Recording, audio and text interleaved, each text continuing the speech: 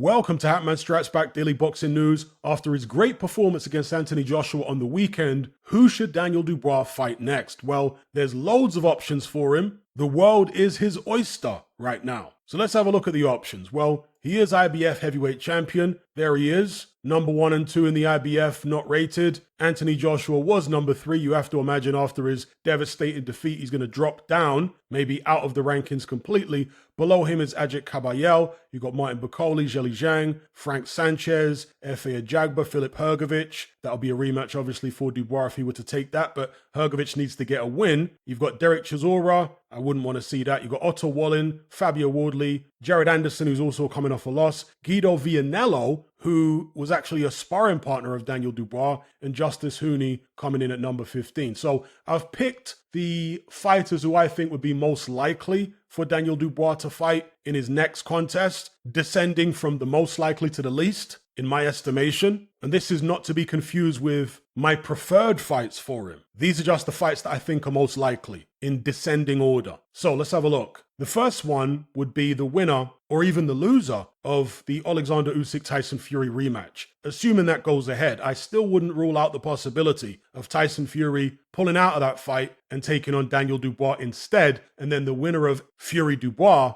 fighting Usyk. Wouldn't rule that out. But either way, even if the fight does happen, particularly if Fury wins, I can see Dubois taking him on in his next contest. Because you've got 2 Queensberry fighters. So that might be the most likely. The next most likely, in my estimation, might be Joseph Parker. Now, Joseph Parker is also a Queensberry fighter last time I checked, as is Zhilei Zhang. But Parker, I think, will be a more winnable fight for Daniel Dubois. Not that he can't beat Zhilei Zhang, but I just think that Parker would be more suited to him than Zhang. Parker's not a puncher. He's already been taken out by Joe Joyce. Yes, he's coming off a couple of good wins, but as aggressive as Daniel Dubois is, and as quick as his feet are, I would have thought he'd be able to walk down Joseph Parker, take him into a dogfight and come out on top. Not that he would necessarily stop him, not as early as he stopped AJ anyway, but I'm trying to put myself in the mind of Frank Warren. You know, promoters like to do things in-house as much as they can. I suspect Frank Warren is thinking about this as an opponent for Dubois, because Joseph Parker, of course, is WBO interim world heavyweight champion. So Dubois would become interim champion with the WBO if he were to beat him. So it would be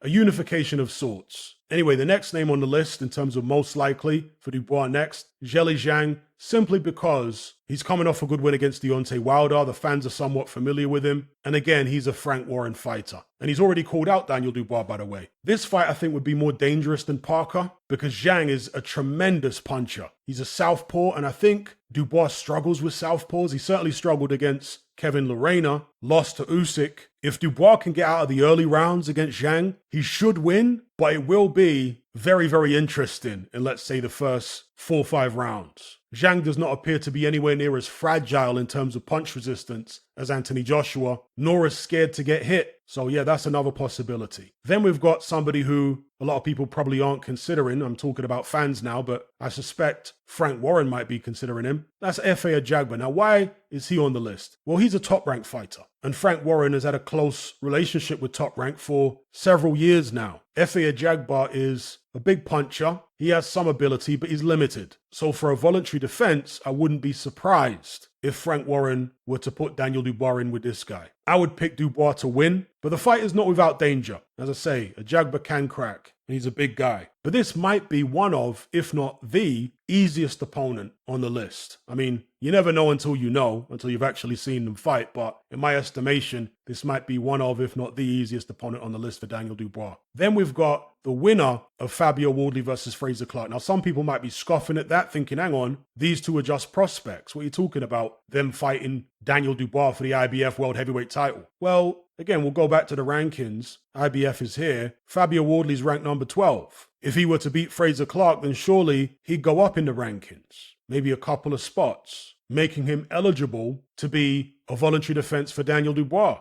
And Fabio Wardley, of course, is another Frank Warren fighter. If Frazer Clarke were to win, the Dubois fight is probably less likely, but still possible, because I have to imagine that Frank Warren would be very confident that Dubois would beat Frazer Clarke, probably stop him relatively early. He'd probably be just as confident of Dubois demolishing Wardley, but I see Wardley as more likely because he's already in the IBF top 15, and as I say, he's a Frank Warren fighter. Next on the list is Moses Itauma. Now, I'm very much in a tiny minority, putting Moses Itauma's name forward as a potential opponent for Daniel Dubois in his next fight, because Itauma's only 10-0, and given the nature of Dubois' win over Joshua, destroying him the way he did, many people, and I know what boxing fans are like, are going to be horrified at the idea that Itauma should be fighting Dubois. They're going to say he's nowhere near ready for that. You could ruin him if you put him in there against Daniel Dubois. And my response to it is, well, the fight can't happen until Moses Itauma beats somebody in the IBF top 10, top 15 first anyway, because he's not ranked by the IBF yet. But if Itauma were to go in there and, let's say, beat Ajagba, Sanchez, Otto Wallin, and do so in convincing fashion, then he would be eligible. And remember, this is a guy who turned pro in part to try and break Mike Tyson's record and become the youngest heavyweight champion in history. When you're going for greatness, you're going to have to take risks. Nobody ever became great by playing it safe in boxing. You're going to have to roll the dice. So as I say, if Itauma can beat somebody in the IBF top 10 or top 15 before the end of the year, I'd like to see him go for it against Daniel Dubois. They've sparred many rounds in the past, and according to Shane McGuigan, who was training Daniel Dubois at the time, Itauma held his own comfortably. And they were really tearing into each other in these spars, according to Shane McGuigan. And Itauma was only like 16, 17. And he was holding his own with Dubois. He's not an old, washed-up fighter, Moses Itauma. He's only 19. Now, I know there are loads of Mike Tyson fans who are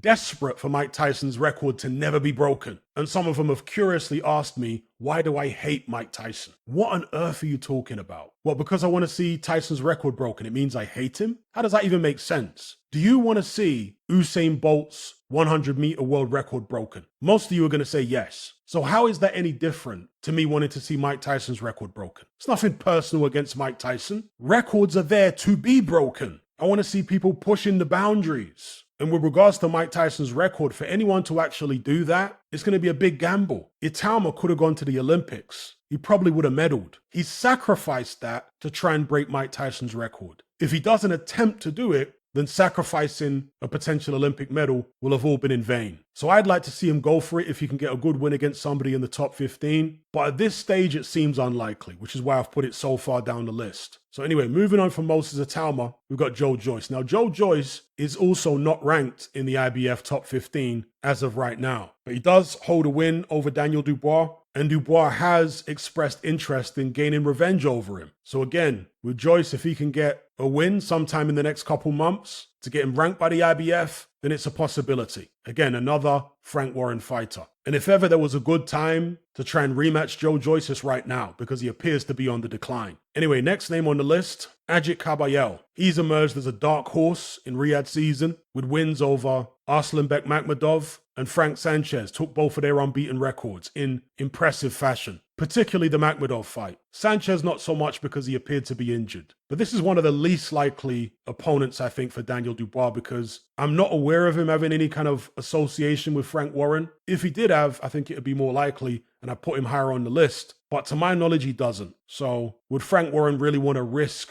putting Dubois in with this guy, as useful as he's looked in his past couple fights? I think Kabayel may have sparred Daniel Dubois in the past. I'm not sure how those spars went, but his form in the professional boxing ring has been good, lately at least. And he's unbeaten, of course, 25-0, 17 KOs. Next on the list, we got Martin Bakole. Now, if it was down to me picking my favorite opponents for Daniel Dubois next, this guy would be either number one or close to. I would love to see Martin Bakole versus Daniel Dubois. I think stylistically it's fascinating. Bakole's very big, he's strong. Just like Dubois, he throws a hell of a lot of punches. He's got a good chin. He's very confident. He's another one of these guys who says he bashed up Dubois in sparring. I mean, we saw how that went for Filip Hrgovic, right? But still, I think it'll be a fascinating matchup. Love to see it. But given the fact that Martin Bakole is with Ben Shalom, I don't see this one happening anytime soon. If we look at the rankings here, Bakole is ranked number 5 with the IBF. If he wanted to get a shot at Daniel Dubois, he would need to fight a final eliminator and win it, obviously. So maybe he could lobby the IBF along with Agit Kabayel to make Kabayel versus Bakole a final eliminator. If Bakole comes through that, maybe he can force a title shot against Dubois in the not too distant future. We shall see. But yeah, I'd love to see Martin Bakole versus Dubois. Love it. And finally, Anthony Joshua. Now, maybe this is wishful thinking on my part, because I do not want to see a rematch between Dubois and AJ. Because the first fight wasn't competitive. You know, you got Frank Warren running around saying that it was like Hagler Hearns. Hagler Hearns my back foot. Hagler-Hearns was a highly competitive fight for 2 rounds until Hagler smashed him up in the third. But for 2 rounds, Hearns was right in it. With Dubois and AJ, it was totally one-sided, save for about 10 seconds in the fifth. That is nothing like Hagler-Hearns.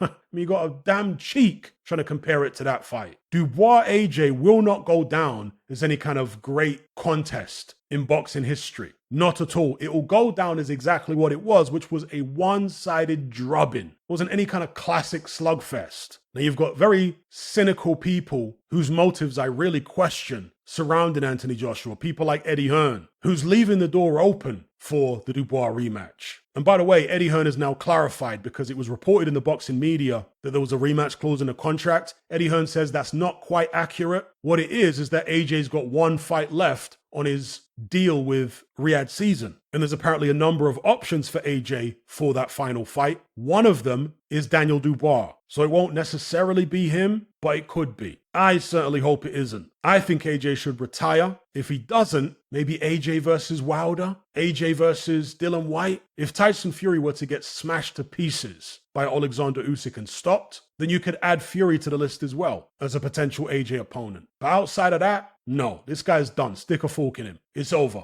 That beating he took off Daniel Dubois will take years off his career. He needs to leave that young boy alone.